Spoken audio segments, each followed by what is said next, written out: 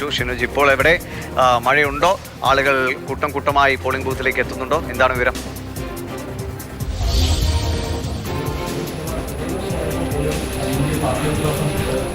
ദൃശ്യം മഴ മാറി നിൽക്കുകയാണ്. പക്ഷേ അന്തരീക്ഷം മൂടിക്കെട്ട് തന്നെ നിൽക്കുകയാണ്. ഇതേ അവസ്ഥയിലാണെങ്കിൽ ആളുകൾക്ക് വന്ന് വോട്ട് ചെയ്ത് മടങ്ങുന്നതിനുള്ള കാര്യങ്ങൾ വേഗത്തിൽ ചെയ്തു പോകാൻ കഴിയും.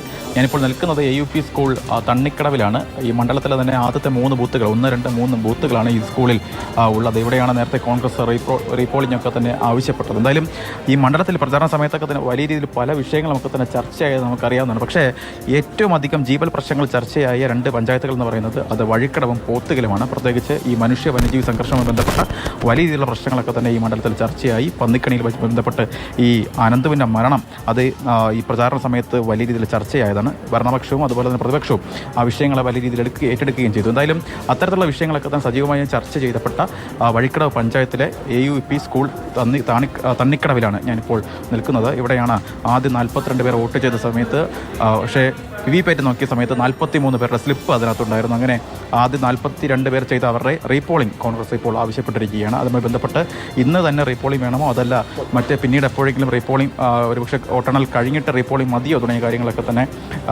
തിരഞ്ഞെടുപ്പ് കമ്മീഷനുമായൊക്കെ തന്നെ കോൺഗ്രസ് നേതാക്കൾ ചർച്ച ചെയ്യുകയാണ്. എന്തായാലും നീണ്ട നിരയുണ്ട്, ക്യൂ ഉണ്ട്. പ്രത്യേകിച്ച് സ്ത്രീകളുടെ നീണ്ട നിരയാണ്. ഈ സമയം നമുക്കറിയാം. കാരണം തിരഞ്ഞെടുപ്പ് സമയത്തൊക്കെ രാവിലെ ഈ സമയത്ത് അതുപോലെ തന്നെ ഉച്ചയ്ക്ക് ശേഷമൊക്കെ തന്നെ സ്ത്രീകളുടെ വലിയ നീണ്ട നിര നമുക്ക് കാണാൻ കഴിയും. രാവിലെ എത്തി. എങ്ങനെയുണ്ട്? മഴ പ്രശ്നമൊന്നുമില്ലല്ലേ? കുഴപ്പമില്ല, ആർക്കും കുഴപ്പമില്ല, മഴയ്ക്ക് കുഴപ്പമില്ല. ഇവിടെ 2 ചെറിയ വോട്ടർമാരൊക്കെ ഉണ്ട്. വോട്ടിട്ടാ? പേരെന്തുവാ? പേരെന്തുവാ? പേര് വോട്ടിടാനാ വന്നേ? പോയി ജീപ്പിലാണല്ലോ വന്നേ? ജീപ്പിലൊക്കെ വീടെവിടാ? വീട് തണ്ണിക്കടവ് കല്ലായിപ്പെട്ടി എന്ന് പറയും.